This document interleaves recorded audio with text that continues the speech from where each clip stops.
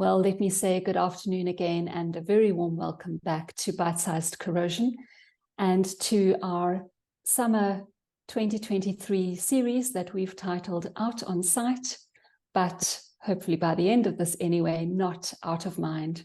Now, during today's discussion, we're going to go back to school. We're going to spend a little bit of time talking about the most basic law of electrical circuits, which is Ohm's law.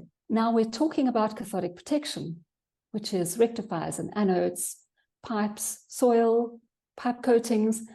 And I'm going to welcome Neil and say, where does Ohm fit into this? And why are we talking about Ohm's law when our topic of discussion is cathodic protection? I think the basic underlying principle of this is something that I heard Professor Alison Davenport say when I went to the CEOCOR conference at the end of May this year. She made a very interesting statement at the beginning of her discussion, which was on localized corrosion. She was saying that an electron doesn't know where it is. So whether an electron is associated with an electrical power circuit, which is bringing power to a factory, or whether it is an electron in a pipeline and is being pushed along by a corrosion reaction, and then has to engage with other species when it gets to an interface, it doesn't know where it is. And for that reason, the electrical principles of Ohm's law apply equally to our cathodic protection systems. We are dealing with an electrical system. Now I know we have got chemical and electrochemical processes taking place, and we've got geology and polymer technology and all sorts of other things involved in our circuit as well. And also in terms of the circuit, we've got some slightly more complex aspects associated with inductance and capacitance due to the physical nature of the conductors. After all, a pipeline is just a very, very long, very, very thick cable. And when it comes to things like AC interference and lightning and surge protection and so on, we have to take some of those slightly more esoteric aspects into account. But fundamentally, our cathodic protection system, be it impressed current or sacrificial, is a simple ohmic conductor or series of conductors. And it's a simple series circuit or parallel circuit, depending on which aspect of it you are dealing with. And for that reason, the basic principles of Ohm's law and Kirchhoff's laws apply. And I think we really need to dispel this commonly held belief that cathodic protection is a black art. It's not. It is a well-behaved well, maybe not so well behaved, but it is an electrical system that follows the laws of electricity. And we need to have a driving force. We have got resistance. We have got current flow. Those are the basic components of an electrical system.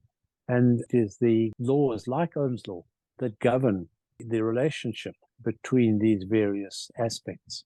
Neil, I think before we get too engrossed in our discussion, it's worth reminding people what is Ohm's law. And I'm a linear learner, and I remember it as V equals IR. I remember when I first got involved in this industry, somebody said to me, oh, Ohm's law is a triangle, which just confused the heck out of me. But I've put it up as a triangle. Let's just quickly work through Ohm's law very briefly, and why do we present it as a triangle sometimes? Well, it's just a little visual aid to try and remember what Ohm's law is. V equals IR. So if you want to know what the voltage of a system is, you cover voltage. And if you cover the V of the triangle, you've got I multiplied by R, which is current times resistance. If you want to find out the current, then you block out I, that little part of the triangle, and you've got V divided by R. voltage divided by resistance. And if you want to find out what the resistance of a circuit is, then, well, you block out resistance and you're left with voltage divided by current. So it's just a very simple, easy to remember version of Ohm's law, which allows you to actually calculate the various components. So you always need, if you've got three variables, you need two of them to be able to calculate the third. So now we've got the V equals IR. Let's try and get a little bit practical and say, how is that relevant to my CP system? Where will I use it and how will it help me? Because that's presumably why we're talking about it, because it can help us. Well, let's take a sacrificial anode system to start with. A sacrificial anode system comprises a reactive metal buried in the ground, connected by means of a cable to the structure that is being protected. And the structure itself will usually be coated, unless it's, say, an offshore platform, in which case it's not coated, but it has a layer of calcareous scale on it, which does help. And then you've got the electrolyte in between, which is the wet soil or the water. We know that things that are buried in perfectly dry soil don't corrode because there's no moisture, and therefore there is no electrical path through the common electrolyte. In fact, it's not an electrolyte because there's no water. So we're going to assume that we've got wet soil and the current flows through the soil. You're going to say, now, okay, where did the V come from? Well, the V comes from the difference in the electrochemical characteristics of the two metals. So if you think about the electrochemical series, where, say, magnesium has an electrode potential of minus 1.7 volts with respect to copper sulfate, iron has an electrochemical potential of minus 0.4 volts with respect to copper sulfate. And so therefore there is a difference between the two, and that difference of 1.3 volts is the driving voltage of the electrical circuit. So there's the V in a sacrificial system. In an impressed current system, V is very easy. It's the output voltage of the rectifier. Okay, so I can just go to the rectifier and read it off. Yes, that's the V of the electrical system. The R then is the resistance of the circuit. So in a cathodic protection system, the resistance is always the combination of many different components. So, for example, the resistance of the cables, the electrical cables that are used. It is the electrical resistance of the pipeline itself, the steel pipeline itself. Those are very small resistances. The more significant resistances are the contact resistances between the anode and the soil, and between the pipeline and the soil.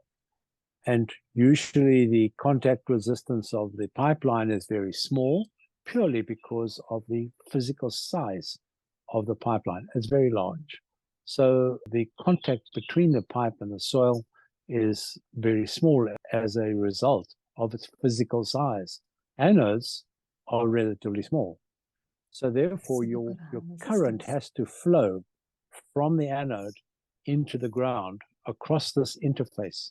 And that interface is where we see probably the most significant resistance in any cathodic protection system. And if you're doing a first order quick estimate of the power or the voltage required for a CP system, you only look at the anode resistance, because all the others pale into insignificance in comparison. Obviously, when you're doing your final design, you need to make sure that you have accounted for the resistance of the cables and the resistance of the pipe and the internal resistance of the source, the rectifier, for example. But when you're doing a matchbox design and you want to know, how often does it happen to you that a client phones you up and he says, I've got this pipeline, how much is CP going to be? Yeah, absolutely. Yeah, it happens all the time. Okay, so I've got a pipeline, I need so much current, one rectifier. Okay, take the resistance to the ground bed into account and you can size the rectifier. It's a first order approximation. But it's a very practical way that we're actually using Ohm's law all the time. Correct. There's an interesting aspect of that. Remember, Ohm's law applies whether you're talking about series circuits or parallel circuits. Mm. So if you think about the series circuit, which is the pipeline, the electrolyte, the voltage source, and the cables, it's a simple series circuit. When we talk about stray current situations, we land up with some parallel circuits, which I'll talk about in a moment. And we know that in a series circuit, you just add up all the resistances. It's very easy. R1 plus R2 plus R3 plus R4 plus, you get your R total. In a parallel circuit, when you've got a whole lot of parallel paths, those of you who have ever worked with electrical circuits will remember that horrendous equation that says 1 over R is equal to 1 over R1 plus 1 over R2 plus 1 over R3, and so on. So if you want R total, it's the inverse of the sum of the inverses. Now, it's hard to say and even harder to do. Yes. Yeah. So here's a concept. Conductance is the inverse of resistance. Instead of being the opposition to current flow, conductance is the ease of current flow.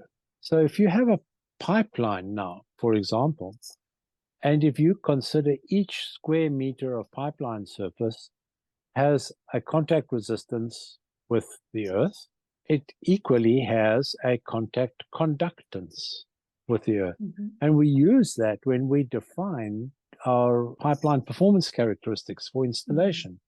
You say, we want this pipeline to have a specific conductance of less than 100 microsiemens per square meter. So that means each 1 square meter of pipeline surface has a conductance of 100 microsiemens or less. So now, if you want the total conductance of the pipeline, you just add up all the square meters. And so G total, G is the symbol for conductance, G total is equal to G1 plus G2 plus G3 plus G4 plus Gn. So if you were to substitute G into Ohm's law, then you get that I is equal to V times G. And that is a whole lot easier than working with the inverse of the sum of the inverses. Yes. So in CP, we often use conductance, particularly when we are considering the impact of coatings on large pipelines. So when we're looking at parallel circuits, that's the trick. These tricks are always useful to use. Yeah. Neil, whenever we're looking at our CP systems and we're trying to understand sort of the greater picture of the series, is trying to understand the data that we have.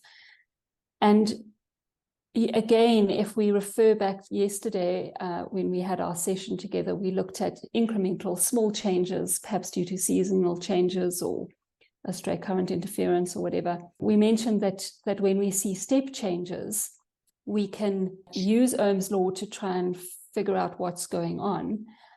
Again, I'm sure the step changes would be identified presumably because of our logbooks. For sure. So given that we've got a logbook and we've got some historical data and we see a step change, what does it mean? Let's take a simple example. You have a CP system with a rectifier, and you come along and you take a set of readings and you notice that the output current of the rectifier has fallen by 50% compared to the previous reading. Okay, I'd be worried. Okay, I'd be worried too. Right. So as we said yesterday, when you've got a step change, you want to be worried. Think about it. If the output current has fallen by 50%, it either means that the resistance has doubled or the voltage has halved. Okay, and so the easiest thing to look at is your rectifier to see whether you've lost a diode. Yeah. Yeah. So there you go. If you've got a simple rectifier, which is a transformer, a bridge diode, and an output, and you lose one of those diodes, your output voltage will drop by 50%. You will see that immediately on your results. So I said, okay, you see that the output current has halved, and you then immediately check, has my output voltage also halved by 50%? And if the answer is yes, then your first port of call is to investigate the rectifier. However, what do you think it means if you've got half the output current that you had last time, but the output voltage of the rectifier has not changed? Well, that obviously is pointing to a resistance change. So we're now going to have a look and see what has increased the resistance within the circuit. And where does the resistance lie? In my anode interface, primarily. I feel like I'm on the hot seat. Yeah, no, absolutely. So first port of call, if you've got an impressed current system and say you've got a distributed anode ground bed in a tank farm, you've lost 50% of your anodes. Somebody was excavating without permission and chopped an anode cable. Or you've got a connection, an anode connection in a junction box that has burned off, an anode ring main connection that has burned off. Okay, so if anodes are intact, okay, I think now maybe go back to a pipeline situation. And I recall a situation where this happened, that there was a single rectifier on the pipeline system, and the anodes were all okay. The output voltage was the same. The output dropped by 50%. There was a pump station halfway along the pipeline, and the continuity bond across the pump station had been either tampered with or accidentally damaged during a maintenance operation, or somebody came along and said, "What's this?" and disconnected it. And all of a sudden, half of your pipeline is no longer in the circuit. So your resistance of the pipeline is going to increase significantly. That just reminds me of a little war story, which has got nothing to do with Ohm's law. And that is that there was a situation at Cape Town Airport quite some time ago where a cathodic protection contractor was working on the pipelines, came across this cable and said, "What's this?" Disconnected it and disabled the fuel supply to the aprons. He wasn't popular. I think we should all learn from that. You know, if it ain't yours, don't touch it. And if you've broken it, please fix it or report it. And I think that's particularly valuable in this kind of cathodic protection scenario, is if we can train people to report the unusual, the out of ordinary via the logbook or the new means of reporting via some sort of Google form or whatever, because it could just be that is the cable that maybe doesn't run the fuel system at an airport, but connects us to our anodes, or it's a continuity cable, or it's an overland cable for some reason on a pipeline that can be quite critical. Neil, just moving on, are there other rules of thumb that we can consider with Ohm's law that we need to take into account? Yes, I mean, normally, for example, one would not want to run a system with a circuit resistance greater than 2 ohms.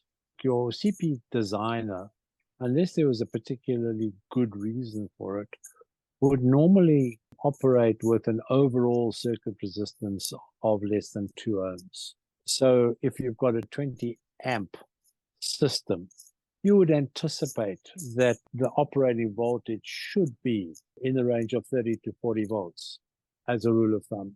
If you're looking at a system then where the output voltage is very much higher than that, then you immediately start to suspect that perhaps your anode systems are depleted.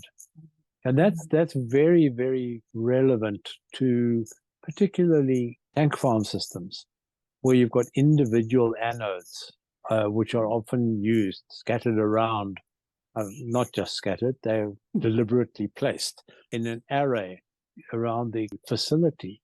And you go around to these anodes and you find that, the system might be operating at a relatively high voltage, And you go around and you think, well, this anode's got 1.3 amps, and this anode's got 100 milliamps, and the other one has got 800 milliamps, and another one's got nothing.